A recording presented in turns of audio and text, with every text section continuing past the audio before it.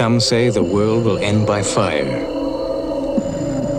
Others say it will end by ice. Now, somewhere in the Antarctic, a question is being settled forever.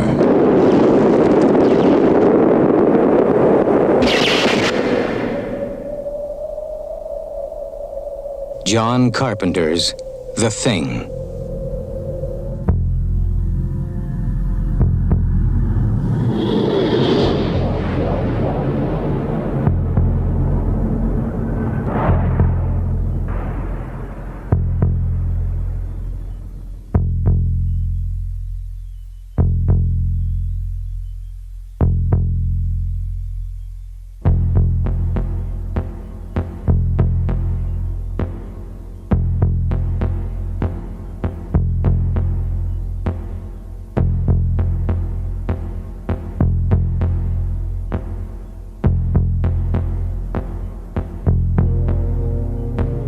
In 1982, John Carpenter's The Thing tried to spread fear and terror in empty cinemas. The American production with an R rating had a budget of $50 million and pulled in the US only $20 million back. It was a financial failure. Nevertheless, the movie was in retrospect a success, as a secret tip on video and thanks to a loyal and steadily growing fan base. Today he is widely known as one of the absolute classics of the genre, continued by Dark Horse as a comic book from 1991 to 1993 as The Thing from Another World, Climate of Fear, Eternal Vows and Questionable Research, which ignores the three previous comics and also ties in with the Carpenter movie. It's an adaptation of the exciting 39-page story Who Goes There by John W. Campbell Jr. from 1938, also published in 1976 as the second story in Starstream comic in the first of 4 issues. The plot is largely the same as the Carpenter version, but the book Thing is 20 million years stuck in the ice and not just a presumed 100,000 years. It's also not only a shapeshifter but has additional telepathic abilities. In the book it also only attacks individuals and never several at once like in the movie. There is also no second Norwegian station. It starts with the Americans finding the spaceship and no main character from whose point of view the story is told. McGreedy is a scientist in the book, not a pilot. And there are 37 people, not just 12 as in the movie, about half of whom make it to the happy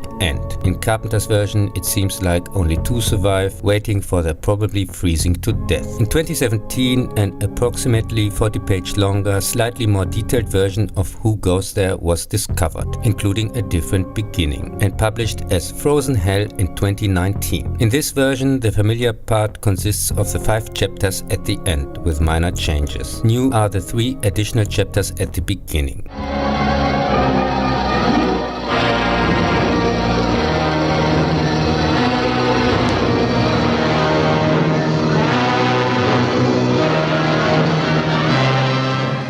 The Thing from Another World. In 1951 came with The Thing from Another World the first adaptation. A team of scientists discover near their research station in the Arctic a spaceship that crashed and froze into the ice.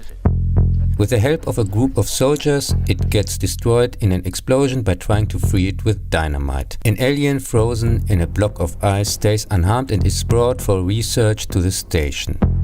The ice melts and it comes to life, hunting humans and animals. Scientists find out that it is a type of plant that feeds on blood, and they destroy it through high voltage. The movie is only loosely based on the short story, but is staged very exciting and considered a milestone of the genre. You can clearly tell when it was made, because the story can be also seen as a Cold War parable in the McCarthy era, where the fear of the monster symbolizes the fear of the communist subversion. For 2 million years in these subterranean caves, a creature of superhuman evil was entombed in a wall of ice, waiting to be free, waiting to live again. Travel with us. 1972 comes with Horror Express, a different version of the story. In China of 1906, a scientist discovers a frozen humanoid being. He wants to bring the creature stored in a crate with the Trans-Siberian Railway to England. During the trip, the creature comes to life, possesses people telepathically, and also kills them. The movie, with a complete lunatic story, orients itself only vaguely at the original. Here we have a bunch of stars packed into a train at full speed to nowhere, without anybody behind the wheel. Although nothing makes any sense, it's a wonderful trash fest at its finest and entertaining like hell, with deserved cult status among fans.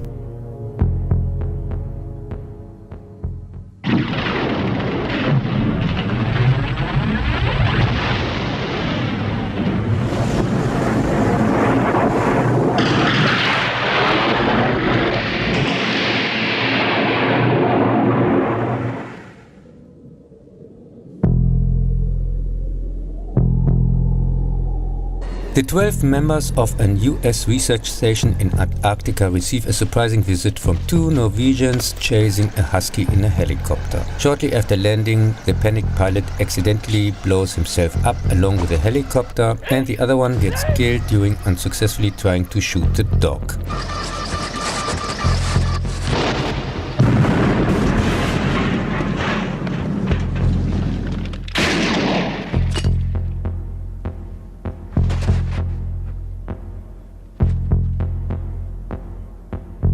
To clarify the situation, pilot McCready and a scientist fly to the Norwegian station.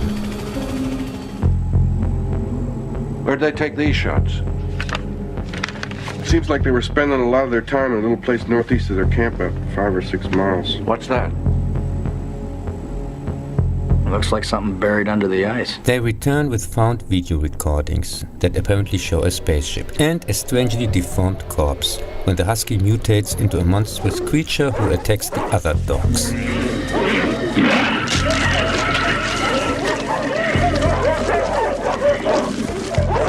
With a flamethrower, they manage to kill the monster, but one researcher fears that humanity itself is threatened if the alien is able to leave the station.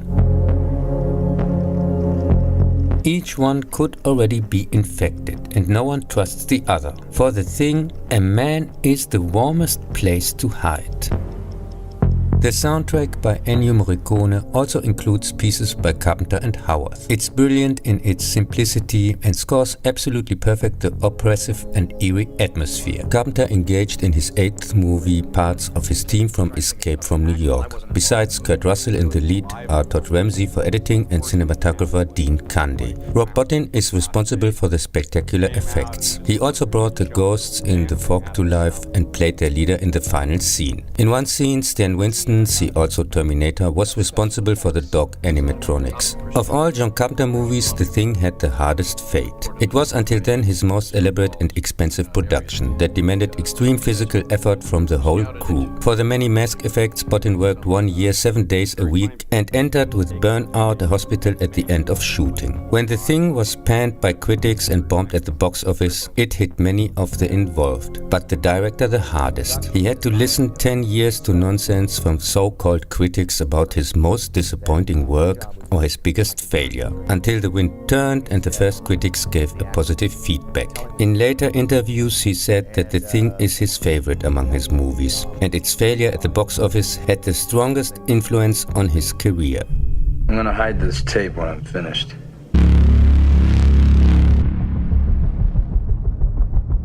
If none of us make it, at least there'll be some kind of record. Storm's been hitting us hard now for 48 hours.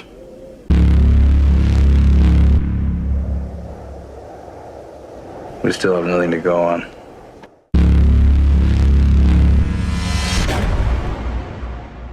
Nobody trusts anybody now.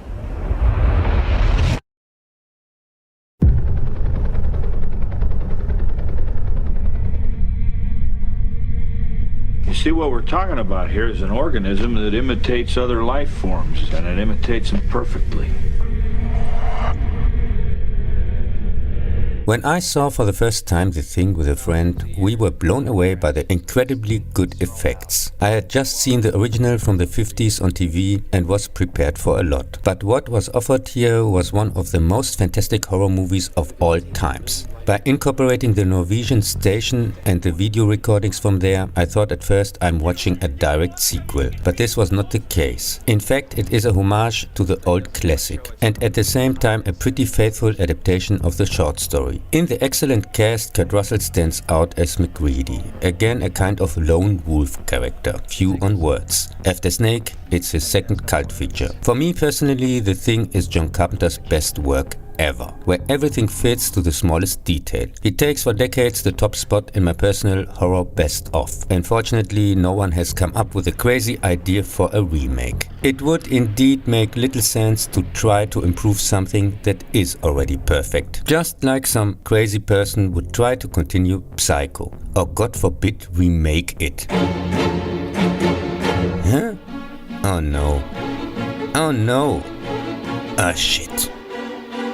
2011 comes with The Thing, the prequel in theaters that loudly advertises its practical effects, and the producer from the Dawn of the Dead remake, as if that is something positive. And in the same year, Dark Horse Comic also published a prequel to the prequel, The Thing, the Northman Nightmare. I think it's set somewhere in Sweden. I think you mean Norway, Cub. Whatever. The story takes place before part 1 and tells of the events from the Norwegian camp. It's kind of an one-on-one copy of the original Carpenter movie, just in worse. This time with female lead and relates directly to part 1 at the end. Here we get a prime example of total hubris, lack of talent, absolutely no sense for the subject matter, and brazen lying in the face of the fans. Yes, I do. You, my friends, will all be immortalized. The Dawn of the Dead producer Mark Abram proves with his previous movie choices really just the fact that he has no idea how a good script looks like. Cheer. Every passable one comes at least with 9 snorefests. Even a blind chicken would make by chance a better job, and at least would not be responsible for the inexcusable RoboCop remake disaster from 2014. Already hated on at length, gave it a fair and objective review, of course. That probably explains the great idea to entrust the project to the totally inexperienced newcomer director Mattes van Heinigen Jr., who made till then some commercials and had after that fiasco, how surprising, until now no new projects on his track list. This brings us to the chosen screenwriter Eric Heiserer, who stole so much from the previous one, borrowed inspiration, that I'm surprised why his name is there at all and not just the name of the 1982 screenwriter. But with all fairness, from the same guy who was responsible for the screenplay of the Unspeakable Bad Nightmare remake and Final Destination 5, nobody could seriously expect any wonders. The story has simple good-evil characters, laughable tact on relationships, and an annoying where's the monster plot. The announced practical effects were subsequently buried under tons of super cheap looking CGI. But even without that, nothing could have saved this predictable, boring stinker.